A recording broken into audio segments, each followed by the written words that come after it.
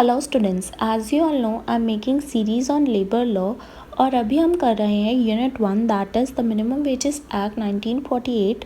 Syllabus मैंने screen पर attach कर दिया है। यू कैन सी हम लास्ट टॉपिक पे हैं of unit 1 that is procedure for hearing and deciding claims. पिछले जितने भी टॉपिक्स हैं यूनिट 1 के that is part A minimum wage, fair wage, living wage, part B constitutional validity, part C procedure for fixation and revision of minimum wage, and part D fixation of minimum rates of wages by time rate और by piece rate। ये सारे topics हम पिछली videos में cover कर चुके हैं।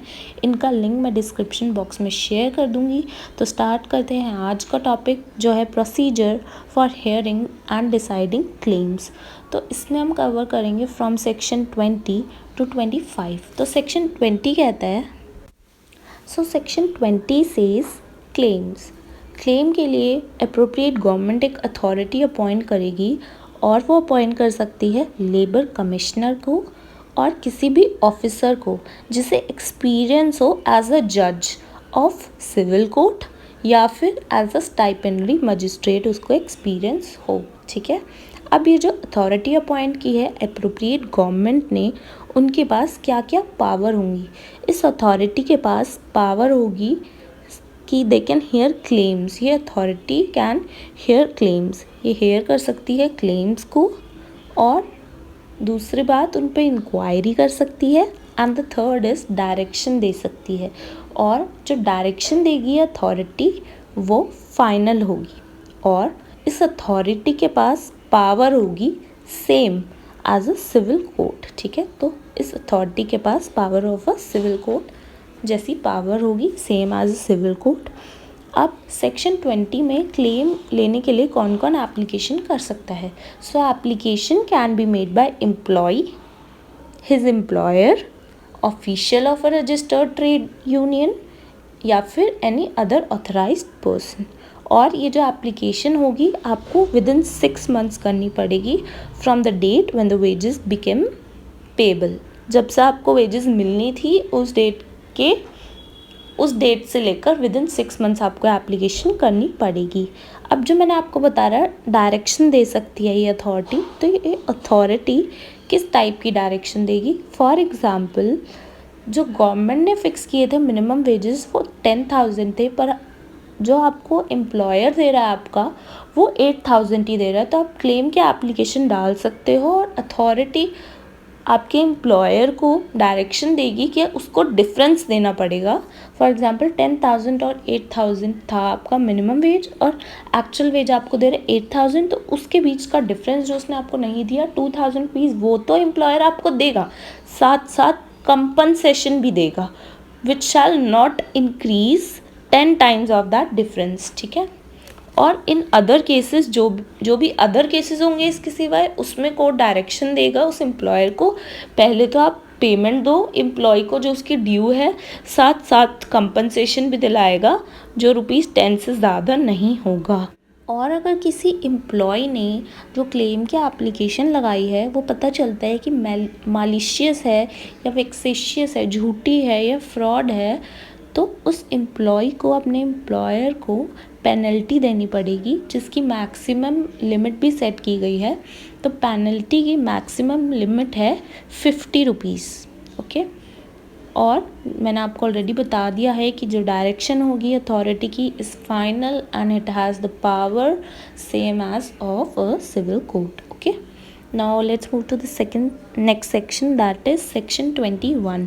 तो section 21 कहता है single application in respect of number of employees. अगर बहुत सारे एम्प्लॉयज़ है और उनको सेम मैटर पे कंप्लेन करनी है, ओके, तो वो सिंगल एप्लीकेशन भी दे सकते हैं या फिर सेपरेट भी दे सकते हैं, वो उनकी मर्ज़ी है। ठीक है, अब सेक्शन 22 बात करता है पेनल्टी की। अगर आपने सेक्शन 20 या सेक्शन 13 में जो प्रोविजंस मेंशन है, अगर एम्प्लॉयर ने उनका वायलेशन किया तो उसको इम्प्रिजनमेंट हो सकती है up to 6 months and fine भी हो सकता है ₹500 या फिर बोथ। सेक्शन 22A कहता है जनरल प्रोविजंस फॉर पेनल्टी। अगर आपने वायलेशन किया एक्ट के किसी भी प्रोविजंस का तो आपके ऊपर अप टू ₹500 का फ़ाइन लग सकता है। तो सेक्शन 22B कहता है कॉग्निजेंस ऑफ एन ऑफेंस। तो कोर्ट के पास ये पावर नहीं है कि वो किसी भी मैटर का कॉग्निजेंस खुद से ले, वो सिर्फ एप्लीकेशन आने पे ही किसी भी मैटर का कॉग्निजेंस ले सकते हैं। तो अगर किसी को एप्लीकेशन डालनी है for the violation of section 20, तो उनको सेक्शन 20 के अंदर एप्लीकेशन लगानी पड़ेगी। उसके बाद ही कोर्ट उनका कॉग्निजेंस लेगी। उसके बाद अगर किसी पर्सन को सेक्शन 13 के वायलेशन पे कंप्लेन करनी है तो उनको पहले इंस्पेक्टर से सैंक्शन लेना होगा। सैंक्शन लेने के विदिन 1 मंथ पे उन्हें कंप्लेंट करनी होगी। और उसके बाद अगर आपको सेक्शन 22A के अंदर का वायलेशन की एप्लीकेशन या कंप्लेंट करनी है तो आपको विदिन 6 मंथ्स उसकी कंप्लेंट करनी होगी, तभी कोर्ट कॉग्निजेंस लेगा। उसके बाद आते हैं हम सेक्शन 22C पे, जो बोलता है ऑफेंस बाय कंपनीज।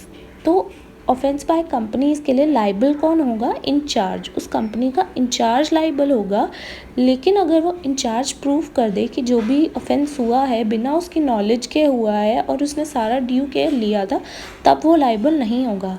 या फिर ये प्रूफ हो जाए कि जो डायरेक्टर्स हैं या जो मैनेजिंग डायरेक्टर्स हैं वो भी इन्वॉल्व थे, उनकी कंसेंट से हुआ है, तो मैनेजिंग डायरेक्टर्स या फिर अदर डायरेक्टर या सेक्रेटरी हैं वो भी लाइबल होंगे। अब आते हैं सेक्शन 22D पे, जो कहता है payment of undisturbed amount due to employee. ठीक है, अगर एम्प्लॉय की डेथ हो जाती है और एम्प्लॉयर को ये भी नहीं पता कि उसके डिपेंडेंट्स कौन है, तो एम्प्लॉयर क्या करेगा? जो भी उसके अमाउंट है जो कि एम्प्लॉयर को उस एम्प्लॉय को देना था, वो डिपॉजिट कर देगा। ठीक है, जो प्रिस्क्राइब्ड अथॉरिटी होगी उसके अंदर डिपॉजिट कर देगा वो सम जो उसको एम्प्लॉय को देना था। अब बात करते हैं सेक्शन 22E की। इसके अंदर एम्प्लॉयर को प्रोटेक्शन मिलती है कि जो एम्प्लॉयर की एसेट्स हैं वो अटैच नहीं होंगे। वो सिर्फ अटैच तभी होंगे जब एम्प्लॉई के बेनिफिट के लिए सिर्फ एम्प्लॉयर के एसेट्स अटैच हो सकते हैं।